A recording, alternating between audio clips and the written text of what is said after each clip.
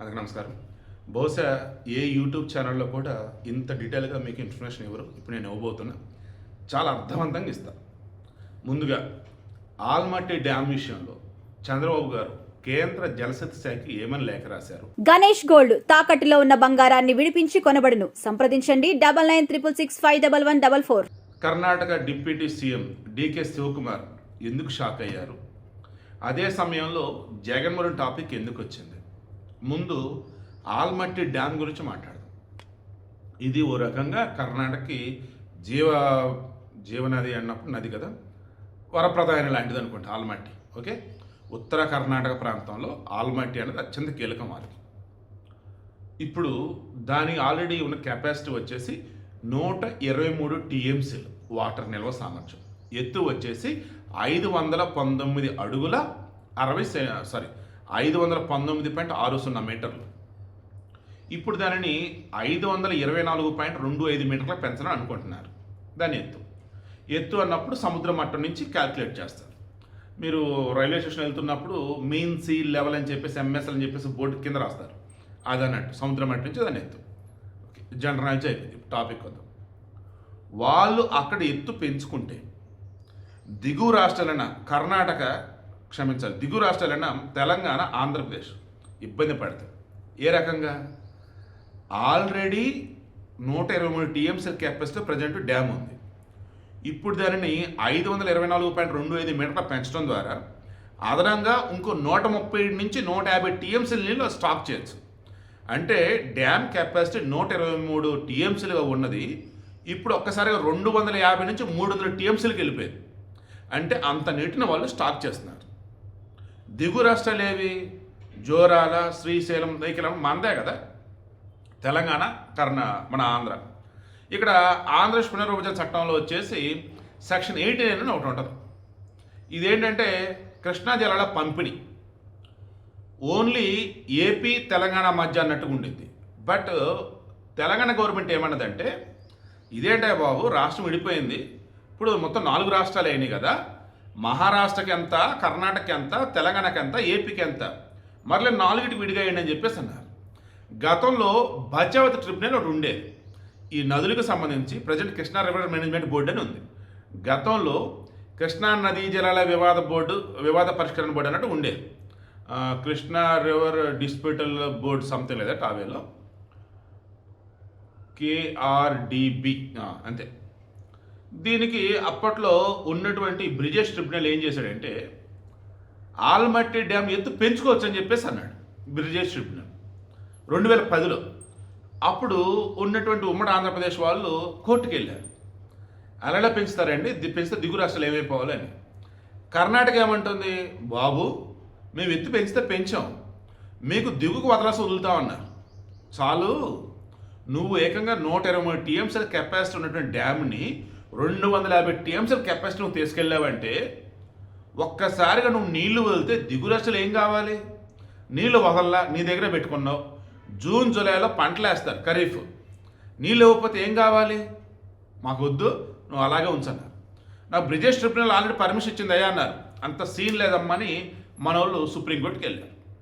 Supreme court ఏం చేసింది? Stay ఇచ్చింది. కేంద్ర జలశక్తి శాఖ మీకు ఈ రాష్ట్రాలన్నీ కూర్చొని మాట్లాడుకొని అప్పుడు డెసిషన్ తీసుకొని అన్నారు. ఇక కొద్ది రోజుల క్రితం కర్ణాటక అసెంబ్లీలో వాళ్ళు ఎత్తు పెంచడం వల్ల కర్ణాటకలో అసలు ఏం జరిగిందని చూసుకుంటున్నప్పుడు 130,000 ఎకరాలు దాదాపు మునిగిపోయింది.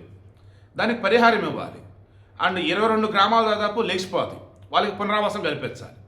దీనికి అప్రాక్సిమేట్లీ 60 నుంచి 70,000 కోట్లు కావాలి. వీళ్ళు కొంత కేటాయించారు, ఇంకొంత వచ్చేసి కేంద్రానికి కేటాయించమని అడుగున్నారు. ఏ రకంగా? అప్పర్ కృష్ణా ప్రాజెక్ట్ UKP 3, దానికి అప్పర్ కృష్ణా ప్రాజెక్ట్ 3 అని పెట్టుకుని పేరు. దానికి కేంద్ర జలశక్తి శాఖ వాళ్ళు ఫండ్స్ ఇవ్వాలి, సెంట్రల్ గవర్నమెంట్ ఫండ్స్ ఇవ్వాలి అన్నట్టుగా అన్నారు. అదేమంటే కర్ణాటక నుంచి 28 మంది ఎంపీలు ఉన్నారు కేంద్రంలో, ఏ పార్టీల వాళ్ళైనా కానీ. అంటే 4 కేంద్ర మంత్రులుగా ఉన్నారు. 4 కేంద్ర మంత్రులు ఉండి 28 మంది ఎంపీలు ఉండగా మనమేంటి వెనక తగ్గేది? లేదు, వెళ్దాం, పర్మిషన్ తెచ్చుకుందాం, డ్యామ్ ఎత్తు పెంచుదాం, అండ్ పునరావాసం సంబంధించి కేంద్ర ఫండ్స్ కూడా తెచ్చుకుందాం అన్నారు. ఇక ఇప్పుడు చంద్రబాబు గారు అసలు ఏ రకంగా డ్యామ్ ఎత్తు వాళ్ళు పెంచుతారు? ఇప్పటికి తెలంగాణ ఆంధ్రప్రదేశ్ సంబంధించి గోదావరి విషయంలో అంటే పక్కన పెడదాం, పోలవరం నల్లమల సాగర్ అనుసంధానం తలనొప్పి అది ఉందిలే కానీ, బట్ చంద్రబాబు క్లియర్గా అన్నారు అసలు గోదావరి సంబంధించేసి ఏమన్నా ఇబ్బంది ఉందా? మీకు నచ్చిన ప్రాజెక్టులు మీరు కట్టుకోండి గోదావరి మీద, మాకు నచ్చింది మేము కట్టుకుంటాం, సమస్యలు కృష్ణానది కదా అది తేల్చుకుందామని చెప్పేసి అన్నారు. ఇప్పుడు ఆయన ఏం చేశారు? కృష్ణానది జలాల విషయంలో మేమైనా రకాల ఇబ్బందులు పడుతున్నాము, ఆయన పైన వచ్చేసి డ్యామ్ ఎత్తి పెంచితే నీళ్లు మొత్తం అక్కడ స్టాక్ చేస్తే దిగు రాష్ట్రాలు ఏమైపోవాలన్నారు. వీళ్ళు మహారాష్ట్ర ఇంక్లూడ్ చేశారు. ఎందుకు? వాళ్ళు అక్కడ నీళ్లు స్టోర్ చేసేస్తున్నారు కదా, వాళ్ళు పైన ఉన్న రాష్ట్రం ఏమైంది, ఆటోమేటిక్గా వీళ్ళు నీళ్ళు ఎక్కువ స్టోర్ చేసినప్పుడు వెనక్కి తన్నిద్ది వాటరు, వాళ్ళకి ఇబ్బంది మరలా. అండ్ కష్టం ఫ్లో కూడా దెబ్బతినిద్ది. ఎందుకంటే 130 టీఎంసీలు అండి ఎక్స్ట్రా వాళ్ళు స్టోర్ చేస్తుంది. అండ్ ఇప్పుడు పర్యావరణకు పోయినంత నష్టం, పర్యావరణ నష్టం కలిగించేసి గ్రామాలు లేపేసేసి లక్షల ఎకరాలు ముంచేసేసి ఏంటి ప్రాజెక్ట్ అని చెప్పేసి అంత అబ్జెక్షన్ అన్నమాట. చంద్రబాబు చాలా క్లియర్గా ఏం చెప్పారంటే, ఈ మహారాష్ట్ర, కర్ణాటక, తెలంగాణ 4 రాష్ట్రాలు కూర్చోవాలి, మాట్లాడుకోవాలి, ఏ రాష్ట్రానికి ఎంత కేటాయింపులు తేల్చండి, అప్పుడు డ్యామ్ ఎత్తి పెంచితే దిగు రాష్ట్రాలకు ఇబ్బంది లేకుండా ఏం చేస్తారంటే అది కూడా క్లారిటీ ఇవ్వండి, అప్పటికి ఎత్తి పెంచొద్దు అన్నారు. అప్పుడు డీకే శివకుమార్ ఏమన్నాడు, చంద్రబాబు లాంటి సీనియర్ లీడర్ మా రాష్ట్రంలో మేము డ్యామ్ ఎత్తి పెంచుకుంటూ మా రాష్ట్రంలో మేము ఇక్కడ భూసేకరణ చేస్తుంటే ఆయన వద్దు అని చెప్పేసి అబ్జెక్షన్ చెప్తూ లెటర్ రాశాడు, దాంతో వాళ్ళు ఆపారు, మమ్మల్ని డిస్కషన్స్ రమ్మన్నారు, లాస్ట్ ఇయర్ అవ్వాలి బట్ అవ్వలేదు, మొన్న అవ్వాలి కాలేదు, అసలు ఇదేంటి అని చెప్పేసి అన్నాడు. అంటే తెలుగు వాళ్ళు బాగుండాలి, తెలుగు వారికి సమస్యలు రావద్దు, ముందు మాకేంటి క్లారిటీ ఇచ్చి మీరు కట్టుకోండి అని చెప్పేసి చంద్రబాబు చెప్పాడు. ఇక ఇప్పుడు జగన్మోహన్ టాపిక్ వద్దాం. అంత మంచి మాట్లాడాం కదా, ఇప్పుడు ఇక్కడ కూడా మాట్లాడుకుందాం. వీళ్ళకి తెలియాలి, ఇంకా ఏపీలో ఎవరన్నా అమాయకులు అజ్ఞానులు ఉంటే వాళ్ళకి తెలియాలి. జగన్మోహన్ రెడ్డి హయాంలో ఆంధ్రప్రదేశ్లో ఒక్కటంటే ఒక్క ప్రాజెక్టు సవ్యంగా ముందుకెళ్ళిందా? చివరికి ఆ పోతిరెడ్డిపాటి హెక్టరేటర్ కానీ ఆ తర్వాత వచ్చే రాయలసీమ లిఫ్ట్ పథకం కానీ వీటికి సంబంధించి అన్నప్పుడు నువ్వు తెలంగాణ గవర్నమెంట్తో మాట్లాడుకొని దాని దగ్గర పనులు చేస్తే ఓకే, అడ్డదడ్డకి పనులు మొదలెట్టాడు. దాంతో ఒక పక్క కేసీఆర్, ఒక పక్క హరీషులు అంతా కూడా ఇదైనారు. చివరికి ఎక్కడెక్కడ ఆపేసుకోవాల్సి వచ్చింది. పద్ధతి ఉండదు, ఏముండదు, ప్లానింగ్ ఉండదు, ఏముండదు, చుట్టుపక్కల రాష్ట్రాలతో మాట్లాడుకోవాలన్న బేసిక్ సెన్స్ ఉండదు, అది అయిపోయింది. నెక్స్ట్ గోదావరికి సంబంధించి పోలవరం అడ్డదిడ్డంగా పోలవరం ప్రాజెక్ట్ అథారిటీని మొత్తుకున్నారు.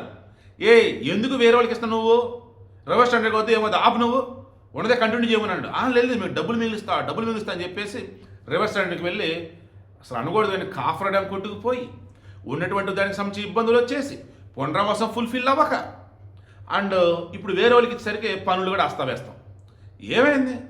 ఎక్కడ వేసిన గొంగలు అక్కడ అంటే వేసిన గొంగోడు పీక అవతలేసాడు. చెప్పుకుంటూ పోతే జగన్మోహన్ రెడ్డి హయాంలో విధ్వంసం, వినాశనం. ఏపీకి అన్నప్పుడు జగన్మోహన్ రెడ్డి అన్నప్పుడు వినాశనం, బాగు అన్నప్పుడు బాగు చంద్రబాబు.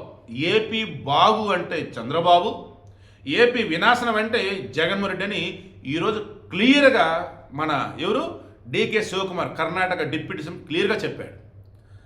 ఒక్క ఏపీయే కాదండి, తెలంగాణ విషయంలో కూడా గట్టిగా పోరాడుతుంది ఇప్పుడు చంద్రబాబు నాయుడు. మీకు అర్థమైందా? చంద్రబాబు నాయుడు గారికి తెలుగు వారంతా ఒకటే. 2 రాష్ట్రాలు విడిపోయాం, అయితే ఏంటి, మనకి ఎవరు ఇబ్బంది రాకూడదు, మనల్ని ఎవరు ఇబ్బంది పెట్టవద్దు అండ్ మనం ఎటువంటి ఇబ్బంది పడవద్దు.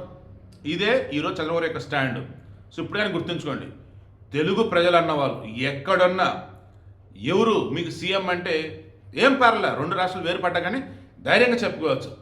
పక్కన సీఎం చంద్రబాబు గారైనా ఓ రకంగా ఆయన మాకు సీఎం లాంటిడేనండి, మాకు రేవంత్ రెడ్డి సీఎంఏనండి, నోటెడ్ పరిపాలన బాగుందండి, కానీ మాకంటూ ఒక పెద్ద మనిషి ఉన్నారు తెలుగు వాళ్ళకి అన్నప్పుడు మేము చంద్రబాబు గారే చెప్తామండి, గొప్పగా చెప్పండి, గర్వంగా చెప్పండి. ఇక ఏపీ వాళ్ళు అయితే మాత్రం నిజంగా చెప్తున్నాను కదా, అదృష్టవంతులు అంతే చంద్రబాబు విషయంలో.